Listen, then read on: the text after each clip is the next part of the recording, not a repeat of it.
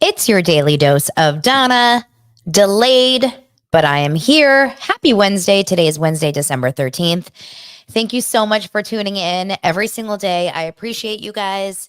I had a little bit of a scheduling snafu, so today's episode is released a little bit later than it normally is. I've gotten so many DMs, so many reach outs like, are you okay? Is everything okay? Um, yes, life happens and things happen, that kind of sometimes throw off my schedule, but everything will be okay. And we're here. That's the most important thing. We are all here together. So I hope you guys are having a nice midweek, nice hump day, and you're ready to have a fun little time together. No, I'm not sure, 30, 45 minutes, an hour. I had a moment with Dumois this morning, just finishing up my episode with her. We're doing a Disney and Nickelodeon like Kid Stars episode that will be releasing over on Dumois, but before the end of the month. So before the end of the year. And here, a couple other big announcements before I get into the show. We have so much to talk about. Of course, because when do we not? Friday. This Friday is our Patreon Zoom happy hour. So if you are subscribed to the upper tier, which is called the Overdose. If you are subscribed to that, you can join us on Friday. I will be posting a Zoom link on Patreon, planned for Friday at 5 p.m. Pacific time, 8 p.m. Eastern for 1 hour, just to kind of hang out with me, shoot the, anything. Bring your Waterloo. If you're drinking, bring wine, bring your, CBD, THC, Vina, happy place drink. Come and join us. And then not only that, I will be releasing an extra Patreon episode today, or worse comes to worse, tomorrow morning, which will have a lot of fun stuff. I don't know what time it is I know it's 5 p.m. Pacific, 8 p.m. Eastern. And if you're Mountain or Central, I couldn't tell you. That I don't know. Because doesn't it change depending on the time of the year? There's times of the year where you I don't know, time changes, daylight savings and not? I don't know. You guys tell me. Okay, before we get into the show, one more thing. I have to shout out today's sponsor of the show, and that is Babbel. So what do you call a person who speaks 3 languages? Trilingual. Did you know that? There's monolingual. That's 1 language. There is bilingual. That's 2 languages. And then there is trilingual. Okay. If you are someone that only speaks 1 language, in addition to be monolingual, guess what you are also? Probably American, because only 22% of Americans speak a language other than English at home. So I want you guys to start learning a new language this fall and be the exception, not the rule. Because with Babbel, you can start speaking a new language in just 3 weeks. Why Babbel? Because it works. So instead of paying hundreds of dollars for a private tutor or fooling yourself with language apps that are little more than games, we all know which one we're talking about. It rhymes with Ruaringo. Babbel's quick 10-minute lessons are designed by over 150 language experts to help you start speaking a new language in as little as 3 weeks. We are a somewhat bilingual household. My kids can speak some Hebrew. I can speak some English and Spanish and a little Hebrew. So we've got a lot of languages in this house. What's cool about it is that Babbel is real language learning for real conversations. And if you guys use my code, which is babbel.com/bowling, it's actually not a code, it's just the link, and it's below in the show notes. If you use that link, you will get 55% off your subscription right now. It's a limited deal, so get 55% off at babbel.com/bowling. That's BABBEL.com/bowling. BOWLING. Rules and restrictions may apply. All right, guys. So we are going to get the show going. Did you know what I did yesterday, you guys? I watched a little Married to Med. So Married to Medicine is starting, it's I think 10th season right now. And it airs right after Potomac, I want to say. And so a lot of you guys in my Facebook group are telling me that I'm sleeping on the show. They're like, this is the best show. It's the best, cast. They've been going for 10 years and it's like always phenomenal. And now Phaedra's on the show. And then I had Michael Beck, who is Jeff Lewis's showrunner from his show. And he has worked on Married to Med and he said it's phenomenal. So I'm like, if everyone is telling me to watch a show, I think I need to start watching the show. So I did. I started watching Married to Med. I only watched one episode though. And it's, it's always hard to get into a new series. I don't know if you guys feel this way when you're binge watching a new series from the beginning. It's always hard to kind of like get into it because you're just getting to know these people. So like none of their names are sticking, couldn't tell you anything about them. I don't really care that much yet. So I have to just like give it a little bit more time and I will be watching Married to Med. And if you guys are interested, I will start talking about it over on Patreon. My thoughts about the episodes. It may be kind of fun if you guys want to do a rewatch with me. I'm also doing that rewatch of Real Housewives of Beverly Hills with Zach Peter for the weekend episodes on Patreon. So it'll be fun to kind of see both of these on different ends. On different ends. That's what she said. You know what I'm saying? Thumbs up. Fireworks. Okay. So, did you guys, speaking of Real Housewives of Beverly Hills, did you guys hear about the trailer? The mid-season trailer was just released. And in this trailer, in this rewatch, in this mid-season trailer, y'all, it is very, very interesting. We see a lot. Number one, we see the whole crew going to España. That's Spain. I use Babbel, so yo solo hablar en español ahora. ¿Cómo estás? So we see them go to Spain. We see them stay in some sort of haunted mansion in Spain. We also see the white party, the infamous white party. So I had a friend of mine. This is actually really funny because she's going to be on my show this week. I haven't decided if I'm going to do an additional like bonus episode with her or just a regular show, but she is that college expert, college tutor. So we're going to have her on. She's going to talk a little bit about getting into college and like celebrity stories about getting kids into college. And then we're also going to break down some of the shows. But she also had an invite to the white party. So my friend Alexis was at that white party and she sent me a picture of Jeff Lewis's head. We're going to have to talk to her about it. Very interested to know what she saw. She did see Erica Jane's performance. I do remember that. She saw everything going well. Now remember, this white party was in the early summer, I want to say. No, even before that. I want to say it was like March or something. So the party was way before announcements had really started to hit. Like we had started to hear some rumors that maybe there was some drama between Mauricio and Kyle, but we hadn't heard anything really about Morgan yet. We hadn't heard anything about anyone else. So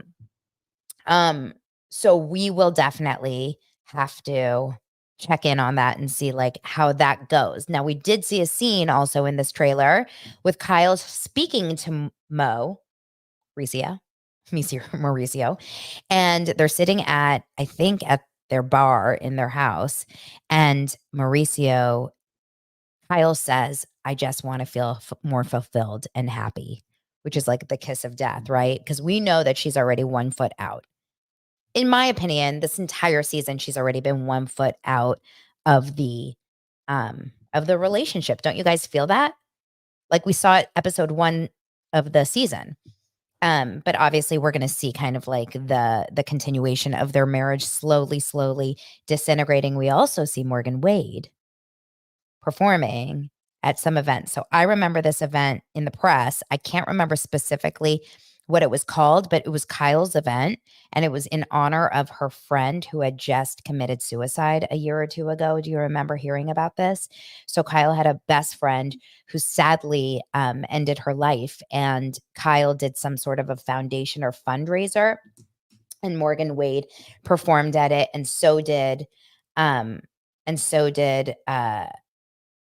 what's it called? Well, Morgan performed, but like Teddy was there. I don't know if you remember that. Kyle, I'm like Kyle Mellencamp. I'm so out of it, you guys. Kyle Richards Foundation. It's definitely not Toothless, Not Homeless, It is. Oh my God, you guys, you know what's coming up is it's saying what kind of foundation she uses on her skin. She uses Laura Geller, in case you guys are wondering. Anyway, so in that little clip, all you see is Morgan Wade performing and saying, I have to thank Kyle. And so, of course, when you watch that, you're going to think immediately like, oh my gosh, clearly, Morgan Wade is in love with Kyle, and she's talking about this at one of her shows. I think we have to remember that this is actually a,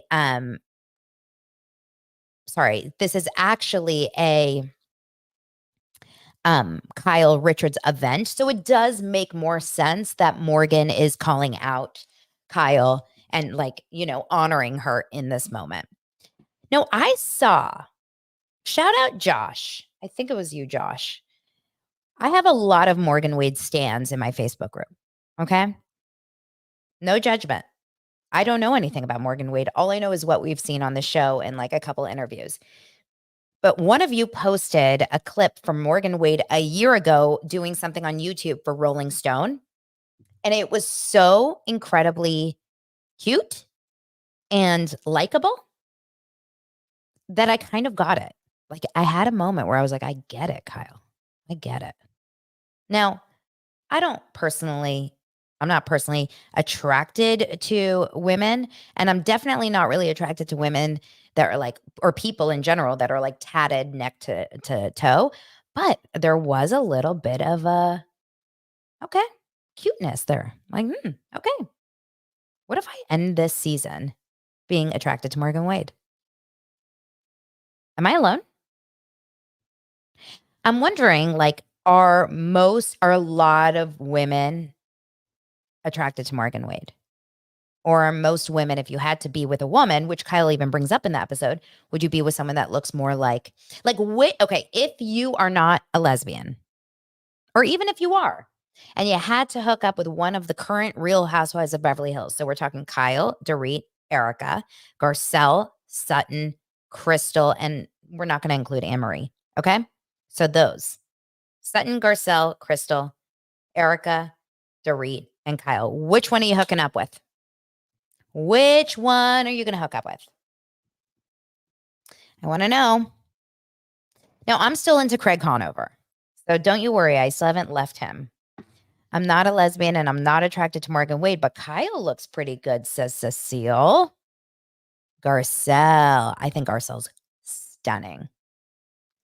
I think Dorit's the prettiest. To be honest, Kyle is very pretty, but to me, there's a lot of plastic surgery going on right now. What do you think? Crystal's also gorgeous. Erica's not for me because it's so expensive to be me.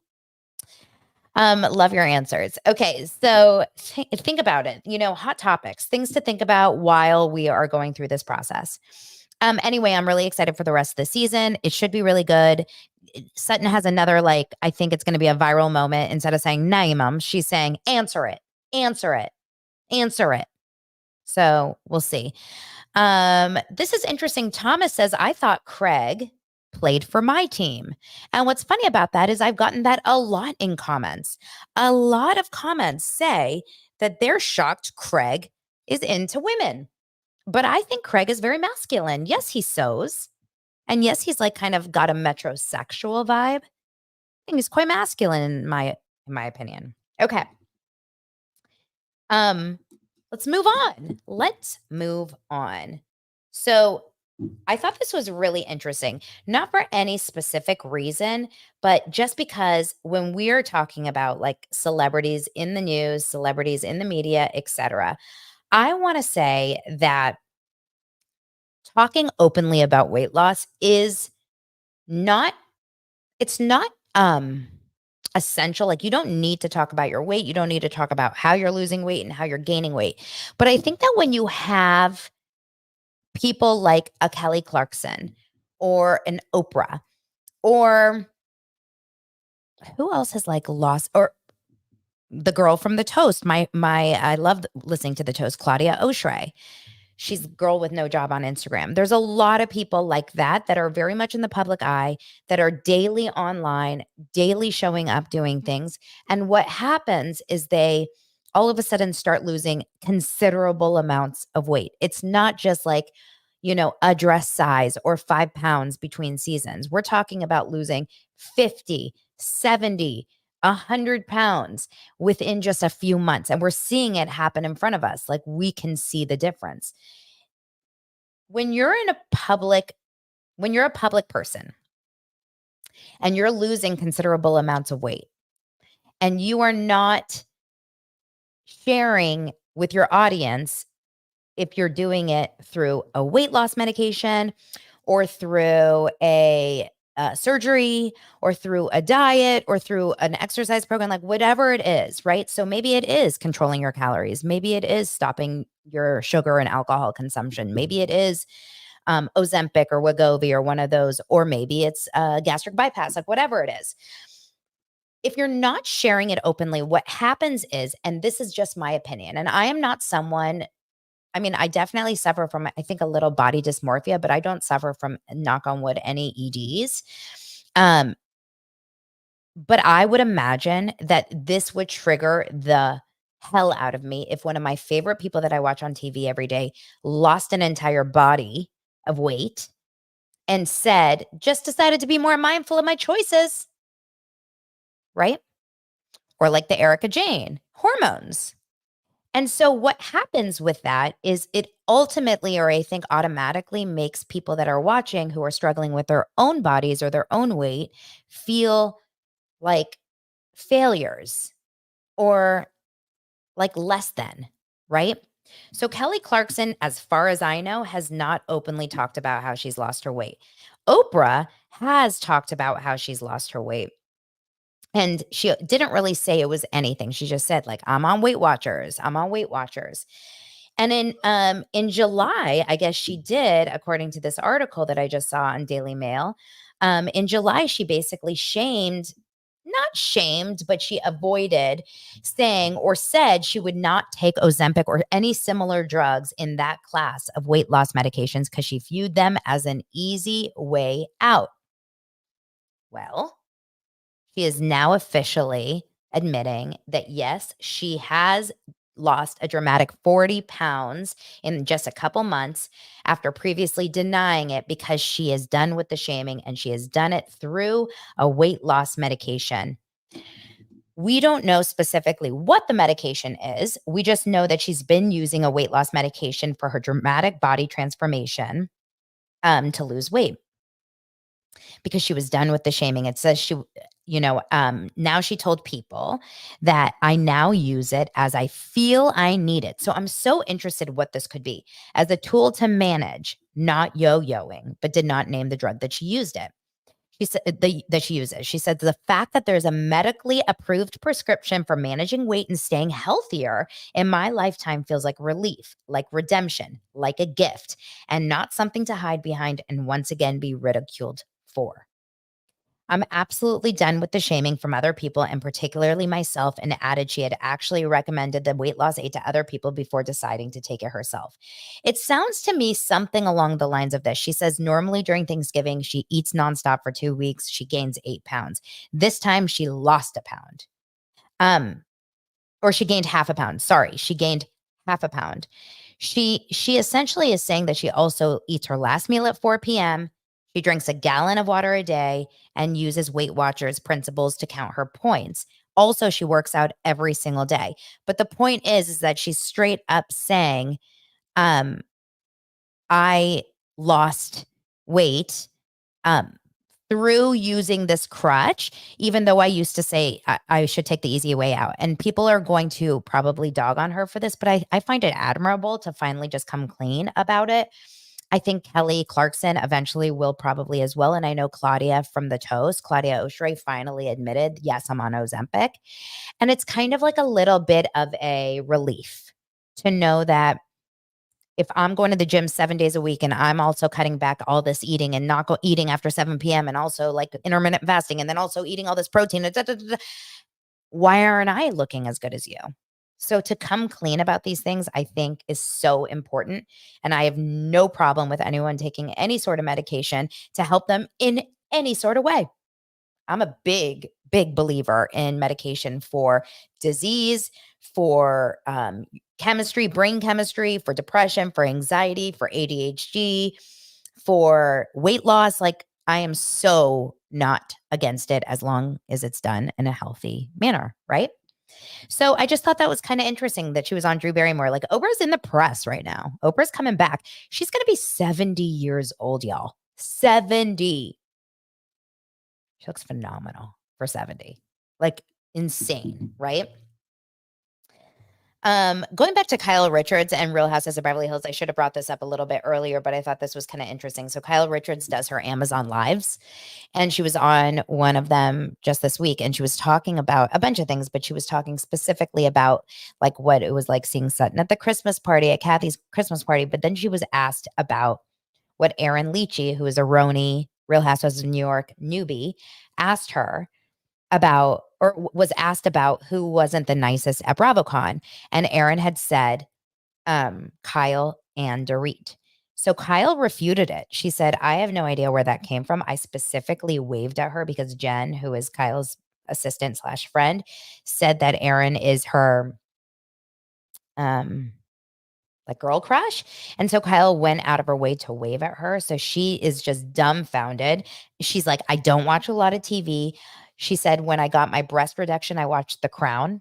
Can you imagine? Like, she doesn't watch any TV. I don't know how you can be on Bravo as a Real Housewife and not watch a lot of TV. That would be hard. Yes. Okay. So she said that she doesn't watch TV, didn't recognize her, but did say hi to her and waved at her. So I don't know. If Erin's saying out of nowhere that Dorit and Kyle weren't the nicest, I'm going to kind of believe it, but we'll have to see. Another little piece of news is Miss Lala Kent. Lala. Can you imagine if my name was Dada? Nana. Lala. Lala. It's kind of hard to say, actually. Lala. Lala. La la la la la. La la la la la la la la. So Lala Kent clapped back yesterday at a couple different people. In yesterday's trailer, she is not looking so good because at the end of the trailer, she basically says, I don't know how, in any case, someone gets cheated on and becomes God, right? And just like loses her mind. Obviously, he's talking about Ariana. Does come off sounding a little bit jealous, does come off sounding a little bit like, what the F? What did she do to deserve all of this like obsession, right?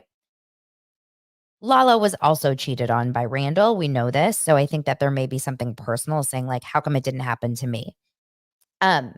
So Lala released a picture on her Instagram yesterday, and it's a picture of her back, which basically her naked back looking over a fence. I have no idea who took this picture of her and why they took it, but this is the picture. I don't think we can deny this is a hot picture. It's her tush, looking over like an outdoor shower fence with a surfboard next to her. And the quote says, jealous of what? Your ugly leather pants, which is a Sutton quote. If you remember back in Crystal Minkoff's first season at Lisa Rinna's backyard barbecue or whatever she was doing. And Sutton and Crystal got into like a big to-do and Sutton lost it. I'm jealous of what? Your ugly leather pants. And they were not that pretty.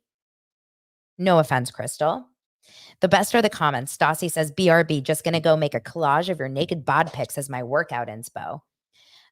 Crystal actually said, these are way hotter than my pants. I love it. Sheena responded with a bunch of hearts and said caption with like a thumbs up. I am not seeing, and I could be wrong, but I am not seeing an Ariana comment, which makes me think that, let's see if she even liked it. I think there is definitely, oh yeah, she didn't like it. I thought she wasn't even following Lala. I think she is there's definitely something going on there. Now Ariana is following Lala and Lala's following Ariana. So it's not like major drama, but there's definitely something happening in the Lala Ariana camp. We also know that Ariana said on Watch What Happens Live yesterday that she she also, Ariana said on Watch What Happens Live that Lala was the biggest crier this season. So I think that's kind of interesting too. And finally, one other Lala comment is that she was on, there was an article today talking about the fact that the big beef that Lala has this season is actually with Katie Maloney. And it's because Lala really befriended Tom Schwartz this season. Something happens in this next season of Vanderpump that made Lala and Schwartz really start to connect. So, of course, that's going to throw a wrench in her and Katie's relationship. Now, it's all very confusing because we were at BravoCon and we saw that Lala and Ariana were on a panel together, and it didn't feel like there was major drama between them at all. So I don't know. Now, we also know that Ariana competed in all episodes of Dancing with the Stars, and the only ones of her cast that were there supporting her that I saw were Katie Maloney, Sheena, and like old cast members like Kristen Doty. But I don't remember ever seeing Lala in the audience. I don't remember ever seeing, well, I mean, who else? Like Tom Schwartz? That's not going to happen. Charlie was there, actually. Charlie's spilling a lot on Nick Viall. Charlie, oh my gosh, I forgot to tell you guys this. So Charlie, I didn't even write it in my notes. She was talking about the fact that she thinks that Brock is like a payroll husband and that he is like, she doesn't have good things to say about Sheena and Brock. Maybe I'll dive more deep into that over on Patreon later. Just so that I can give you guys a little bit more of a deep dive on that. But we'll have to see. We'll have to see. Okay. Then let's move on to Real Housewives of Salt Lake City. But before I do that, just a reminder, because a bunch of you guys are buying some of the Daily Dose of Donna merch, and it's so cute. I have to say, my team did a really good job with this. I am going to attempt to share my screen with you guys because I want you to see how cute this is. So if you guys see this right now, this is my shop. You can go to dailydosepod.com/store and look at these cute shirts. Okay, I have Daily Doser. I have Absolutely. I have Don't Be a Sobbin' Robin. We've got Sobbin' Robin's eyebrows with Sharpies over here on tank tops. We've got t-shirts, Daily Doser. We have absolutely all size t-shirts. Now, this is one of my favorites. This sweater, it says in my Bravo era. It's a hoodie. I'm sorry. Don't tell me that's not the cutest. Like you can get this for any of your, Bravo friends, any of them. I love it. I think it's so adorable. Okay. We've got Daily Doser. I love the cut of this sweater. It says founding member of the Bravo cult. And it's a little bit of like a short hoodie, like a little cropped hoodie. We have a big drink mug saying, or like a travel mug that says Daily Doser. We have mugs, Don't Be a Sobbin' Robin and Robin's eyebrows, which is so funny. Lance the other day was drinking his coffee out of Robin's eyebrows. I laughed my ass off. In my Bravo era, a hat, and then these cute sweats that just says Bravo cult down on the bottom. Obsessed. Love, love, love all of this. So make sure that you go and check out dailydosepod.com/store. And I'm going to try to get a discount code. If I can't, I'll let you know tomorrow or later today, but I'm going to post it on my Instagram if I can. Okay. Let's get into Real Housewives of Salt Lake City, yo. Guys, Real Housewives of Salt Lake City is delivering. It is giving. It is so damn good. Real Housewives of Salt Lake City is a show that it's just magic. Where are we? We are starting in Bermuda. Okay, remember, this is the morning after this kind of like really bad night where Whitney is like, shut the F up, Heather. Okay, shut up. Shut the F up. And then Meredith and Angie are just kind of hanging out and everyone's everyone's fighting because that's what they do. Lisa Barlow, everyone is in it. Meredith is still very mellow during that night, remember? And then later when she's like, I have no appetite, but she's pounding wine, she's saying, this is like the big Lucy Apple Juicy story this season. So basically Meredith told Monica a few weeks ago while they were out shopping that Angie is part of the Greek mafia. And then later she said to Monica, "Hey, Monica, go check your DMs. I got a really weird DM from this person telling me all these things about Angie." So Monica goes home and checks her DMs. And sure enough, in her DMs is this DM. She doesn't know who it's from, but now she knows about it. So she starts talking to Meredith about it. And Meredith is like, "Huh? What are you talking? Oh, yeah. Okay. Anyway, looking a little bit suspicious. Just saying." So later on, it's a birthday morning and they decide to celebrate Monica's birthday. Heather Gay is like a dream with her celebrations, right? She brings the balloon, she brings the sign, she brings all the plates and the scepter and the cape and everything. And they sing this happy birthday for Monica, and everyone is having fun, and everyone is enjoying her. And Monica is, you know, really emotional because she's like, "No one has ever done this for me for my birthday." Okay. The next scene is very random because all of a sudden, Monica and Lisa Barlow, and remember Monica and Lisa at Whitney's sound bath, remember her Prism event just a couple episodes ago when she was like, "Guys, I need you to be quiet. Please be quiet. Can you guys stop talking over there? We're doing our sound bath. Guys, please." Monica and Lisa were head to head, hating on each other. But all of a sudden, now Monica and Lisa are besties. I don't know why, how, or what, but they're building their relationship. And Monica says, "Lisa, out of everyone here, you're the one that I want you to come with me to my family's house today," which is why we're here in Bermuda, to see Monica's family home and meet a little bit of Monica's family. How random, how produced, really weird, right? Really weird. But Lisa, of course, is like, "I would totally love to go with you. I want to see where you come from. I just can't wait to do it." So then they decide to all go jet skiing. And the way that they jet ski, and Lisa Barlow is wearing a full outfit. She's wearing a full romper jet skiing. I've never seen anything like it. Have we not seen Lisa in a bathing suit, I wonder? Is she like very, very nervous about showing her legs? Like, I'm trying to think when was the last time we ever saw Lisa's like body. So they get onto the jet ski, but not before they decide to show us their sunglasses. And when I tell you, I took a picture of it yesterday and I posted it on my Instagram story. So if you guys are following me there, Angie responded to me. She was like, "I know, it's pretty crazy," but it was unreal. Look at Angie and Heather's sunglasses. I'm sorry. An alien came down from a UFO, jumped off a UFO, skedaddled all the way down, and jumped into Heather Gay's, sunglass drawer and switched something out. This is not okay. This is also not okay.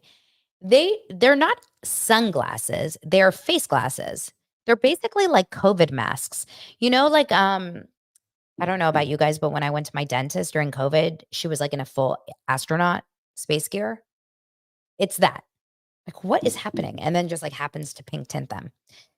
Anyway, they go on the jet ski. They're all having fun. I don't think anything wild or crazy happens on this jet ski, but the drama starts when they get back into the Sprinter van. And immediately Monica starts texting with her family and she just jumps up, runs, crying hysterically. Lisa Barlow snaps for Lisa. I am a Lisa Barlow fan. I have been always, but this season, I know a lot of you guys have not liked her throughout the show or throughout the season. I have always really liked her. I don't know why. I can't put words into it. I just like Lisa Barlow. So they decide to go to,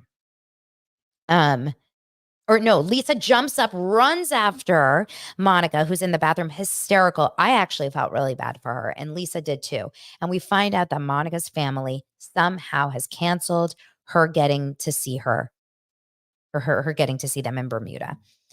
Now, my original and immediate position on this was thinking production scared, not scared, but maybe her family who hasn't seen her in 30 years, right? And did I miss that? I think it's 30 years.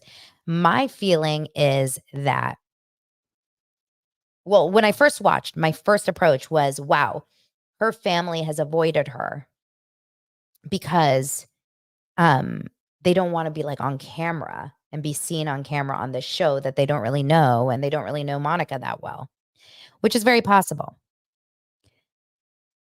She immediately thought it was because of her mom. She immediately thought it was because of Vovo, right? Her mom, who she has an incredibly toxic relationship with, Linda.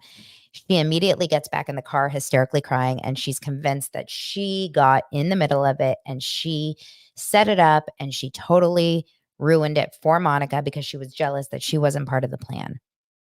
So now everyone in the audience assumes Linda is the culprit and the problem.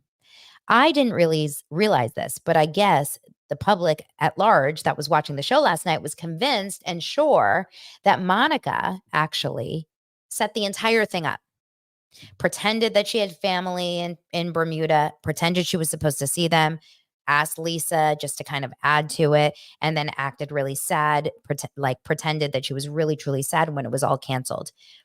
I immediately did not believe that because I think that Monica, to be able to cry that hysterically off something that was completely set up by her, would be award-winning shit. Okay? We've seen a lot of people cry badly on shows. Robin, I have not seen Monica be able to get that emotional that fast. I mean, that was pretty intense. So I didn't think that actually, but a lot of you guys in the audience did. So Monica felt the need to post on her Instagram stories and on her feed a lot of I should say, what is it? Like receipts.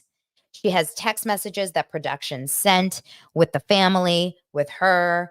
Is this the house? Okay, we spoke to this person. We're going to go to this person. And basically, Monica says in an Instagram story, I'm just going to say this: production spoke with my family in Bermuda, communicated with them, met with them in Bermuda, went to their homes and visited with them, signed stuff to film for my birthday and everything. So people claiming I don't have family there or it was a lie can continue to believe what they wish. It will not change the truth.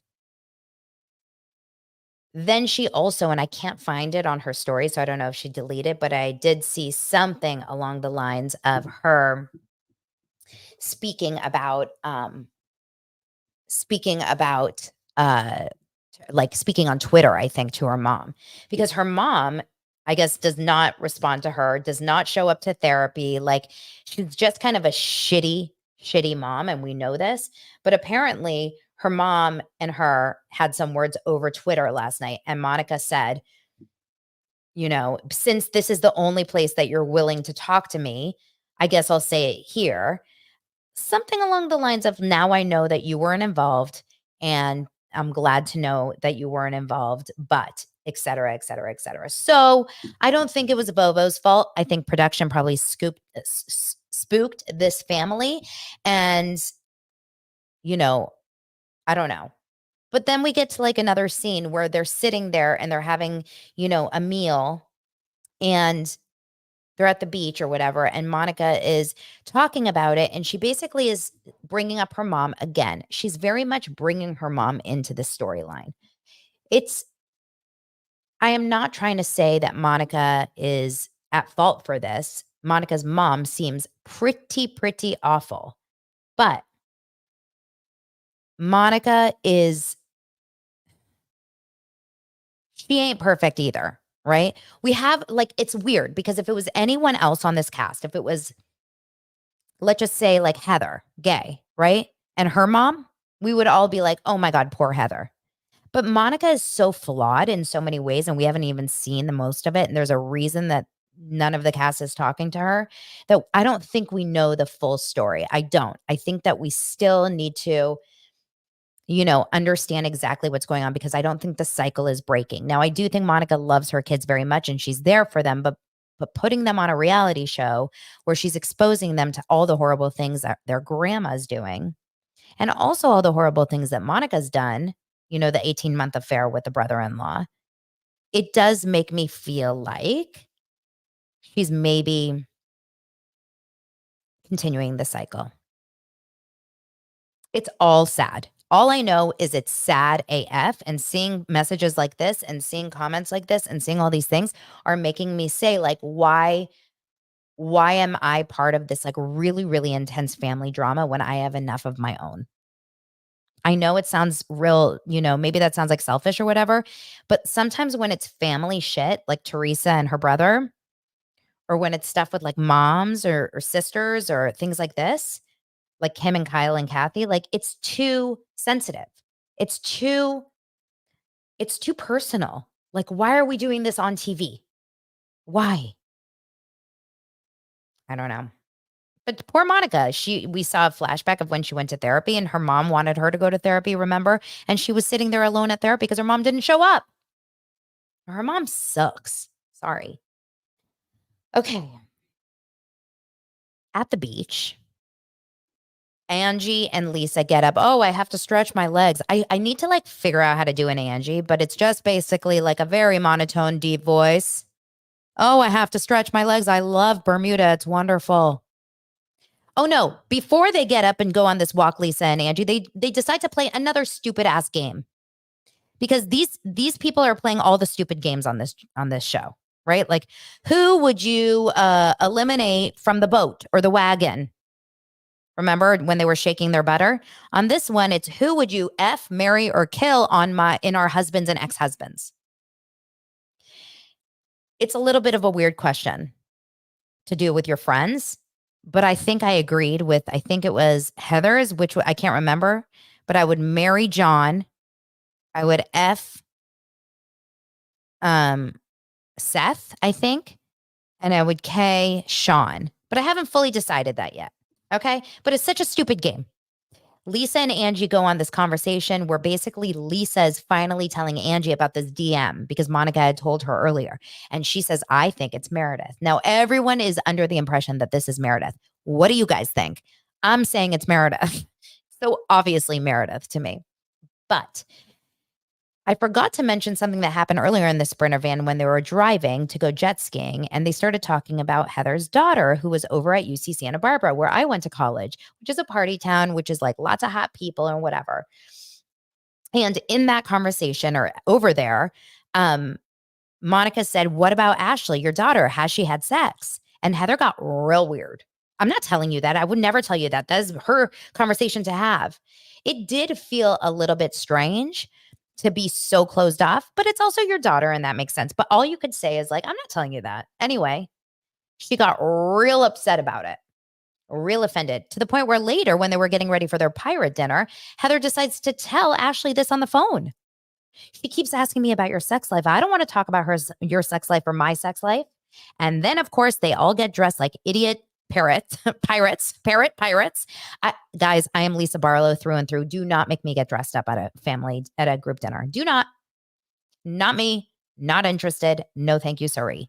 I do not want to go to a family dinner or a group dinner with friends dressed like a pirate with a mustache. It's not for me.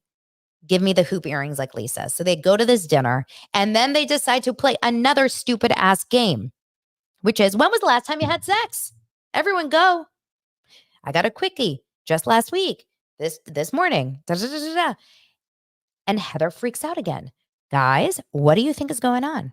Do you think that Heather Gay has not had sex in a long ass time? I'm very curious. I want to know. I think that Heather gets very sensitive talking about sex. Somehow it's like a trigger that we've never known because she is the most open, like out there person who is incredibly, just says it like it is, filter free. She never hides anything. So it is a little bit weird that in this case, she would be like, no, I don't want to tell you. She gets very sensitive. I'm the only one single here, but Angie's single. I'm sorry, Monica's single. I'm the only one single. It was weird. It was like we hit a hot button. And then Heather was silent Bob for the rest of the dinner. Totally silent. I think it really offended her, this question. Who wasn't silent was Monica and Angie. Angie had to, do you remember this? If this was a wine glass, you would understand. But she was like this. I have to wet my whistle because I have a lot to say. Never before have I seen anything so lame like that. But she had to wet her whistle. And she starts going off on Meredith. I heard about this DM and you said that I was in the mafia. And Meredith, what I would do to have a little headpiece like Meredith did in that. I really need to get my props going. Okay, this is going to work. For those of you on YouTube, Meredith, I don't know what you're talking about. I did not send a DM. What?